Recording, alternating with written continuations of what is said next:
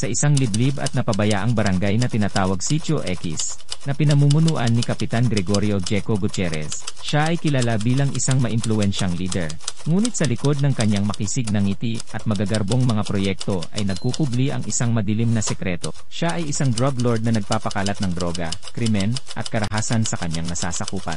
Ang kanyang kapangyarihan ay hindi lamang galing sa politika, kundi sa takot at dugo ng mga taong sumuway sa kanya. Si Kapitan Jeco, tulad ng kanyang palayaw, ay parang isang tuko na kumakapit sa kapangyarihan. Ang kanyang mga kamay ay puno ng perang galing sa droga, sa sindikato, at sa mga illegal na transaksyon. Tuwing eleksyon, binibili niya ang lahat ng tao upang manatili lamang sa pwesto. Ang lahat establisimenyo sa barangay ay kanyang pag-aari o kasosyo at kontrolado ng kanyang organisasyon. Tikom ang bibig ng mga tao anumang klase ang gustong pamamalakad ni Kapitan sa barangay.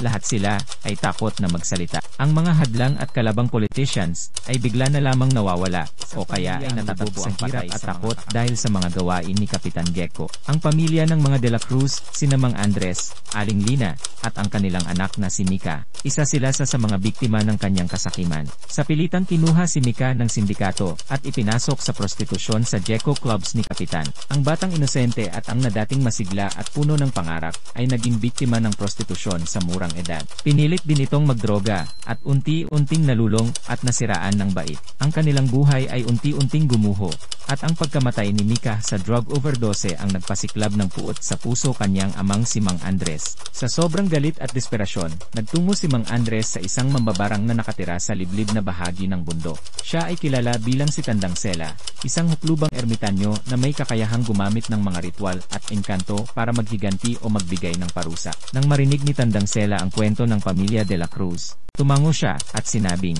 hindi na dapat magdusa ang mga inosente. Ginawa ni Tandang Sela ang ritual. Nagtirik siya ng 13 itim na kandila, lumuhod sa harap ng isang maliit na anito, at bumulong-bulong ng mga salitang hindi maintindihan. Sa kanyang mga kamay ay may isang maliit na tuko, na kanyang inilubog sa kawang may likidong itim. Isinulat ng mambabarang sa isang papel ang pangalan ni Kapitan Jeco mula sa dugo ng tuko, at inihagis ito sa itim na likido sa kawa. Mula dito lumutang ang maliliit at libo-libong tuko, at mabilis na tumungo sa masukal ng gubat. Ang tuko ang simbolo ng kanyang kapangyarihan. Sa tuko ka rin mamatay, humayo kayo at yakapin ang Kapitan Jeco na yan.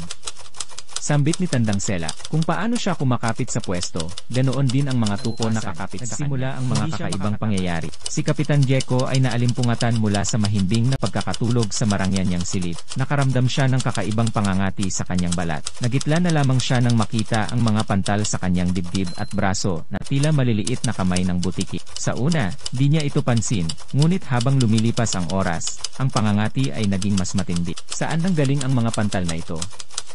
Bulalas at pagtataka ni Kapitan Jeco. Ang mumunting kagat, pantal at mga marka sa balat ni Kapitan Jeco ay nagsimulang magtubig, at sa bawat galaw niya, lalong bumabaon ang mga bakas sa kanyang balat. Isang nakakatakot na tanawin ang sumunod na tumambad kay Kapitan. Ang buong silid niya ay napuno ng maliliit na tuko. Nagdilim ang paligid dahil sa libo-libong tuko na nakakapit sa bawat sulok ng kanyang kwarto. Iluwiye!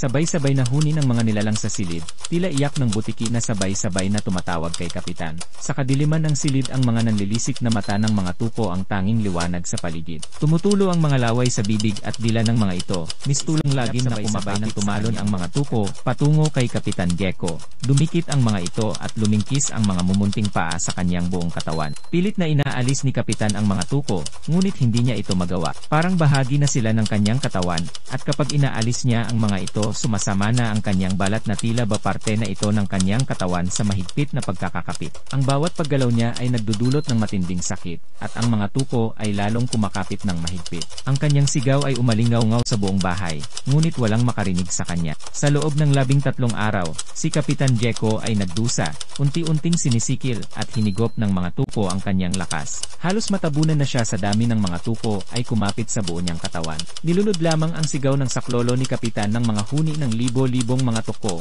at ang bakas, at paninikil ng yakap ng mga ito ang tumapos na kabubatan. Nakangiti sa dilim ang ermitanyong si Tandang Sela. Ang kapangyarihan ay hindi dapat gamitin para sa kasakiman, bulong niya. At ang sumpa ng mga tuko ay laging kumakapit sa mga taong mapang-abuso at mapangmalabis sa kapwa. At sa gabi, kapag tahimik na ang barangay, maririnig ang maliliit na huni ng mga tuko, paalala ng hustisya na dumating sa pamamagitan ng kanilang mga kapit. Wakas, sa isang liblib at